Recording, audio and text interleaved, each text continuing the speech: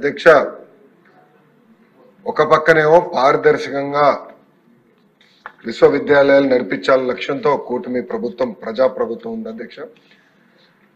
నిన్న నిన్న ఏయులో ఒక విద్యార్థి ఫిట్స్ వచ్చి చనిపోయాడు అధ్యక్ష. మనం కాపాడుకోలేకపోయాం. అంబులెన్స్ ఉన్న అంబులెన్స్ హాస్పిటల్ తీసుకెళ్ళినా ఆ పిల్లడు మనం కాపాడలేకపోయాం. కానీ దాని వెనకాల ఏదో ఉందని కావాలని కొన్ని స్టూడెంట్ యూనియన్స్ అక్కడ పాఠాలు జరగకుండా ఇబ్బంది పెడతాం. చాలా చాలా బాధాకరం అధ్యక్ష. ప్రభుత్వం వినేదానికి సిద్ధంగా ఉంది. తప్పు జరిగితే సరిదిద్దుకునేదానికి కూడా మేము సిద్ధంగా ఉన్నాం. కానీ ఎక్కడైతే ఎలాంటి తప్పు జరగలేదో అక్కడ రాజకీయాలు చేస్తాం కరెక్ట్ కాదని నేను బలంగా నమ్ముతున్నా అధ్యక్ష.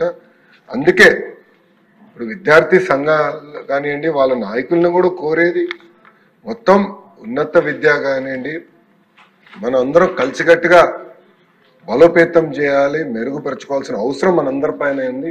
మీరు కూడా దీంట్లో భాగస్వామ్యులే. కరికులం గురించి మాట్లాడదాం, ఇంప్రూవ్మెంట్స్ గురించి మాట్లాడదాం, కలిసికట్టుగా ముందరికి వెళ్దాం. పారదర్శకంగా అద్భుతమైన వైస్ ఛాన్సలర్స్ నియమిస్తున్నాం. ఎలాంటి పొలిటికల్ ఇంటర్ఫియరెన్స్ లేకుండా నియమిస్తున్నాం. ఎందుకు చేస్తున్నాం అంటే Andhra university among the top 100 యూనివర్సిటీగా తీర్చిదిద్దాలనే టార్గెట్ గౌరవ ముఖ్యమంత్రి నారా చంద్రబాబు నాయుడు గారు నాకు ఇచ్చారు అధ్యక్ష.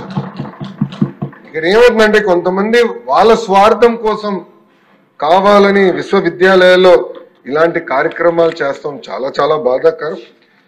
ఈ హౌస్ నుంచి కూడా వాళ్ళని కోరుతున్నాను, రండి కూర్చోండి, మన సమస్యలు మనమే పరిష్కరించుకోవాలి తప్ప పెద్ద పోరాటాలు చేయాల్సిన అవసరం లేదు. గత ప్రభుత్వంలో కాదు, ఎక్కడ మేము ఆంక్షలు పెట్టట్లేదు, పోలీసులను పెట్టట్లేదు. అలా అని కావాలని మన వైస్ ఛాన్సలర్ గారిని ఇబ్బంది పెడతాం కానివ్వండి, వాళ్ళ విధులకి ఇబ్బంది కలిగిస్తాం కరెక్ట్ కాదని వాళ్ళందరికీ నేను తెలియజేస్తూ, రాజు గారు చెప్పినట్లు తప్పనిసరిగా ఒక యాక్షన్ ప్లాన్ తయారు చేస్తాం దానిపైన కూడా.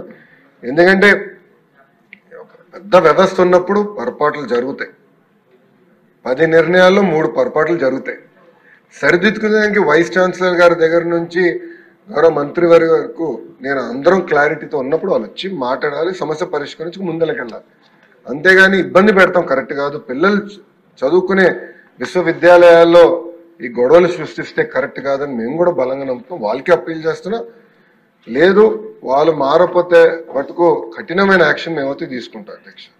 వాళ్ళు కూర్చోవాలి, చర్చించాలి, మాట్లాడుకోవాలి. అంతేగాని ఆటంకాలకి ఇబ్బందులు కలిగిస్తాం మటుకు కరెక్ట్ కాదని వాళ్ళు కూడా నేను తెలియజేసుకుంటూ, తప్పనిసరిగా ఎంక్వైరీ కమిటీ మేము ఫామ్ చేస్తాం.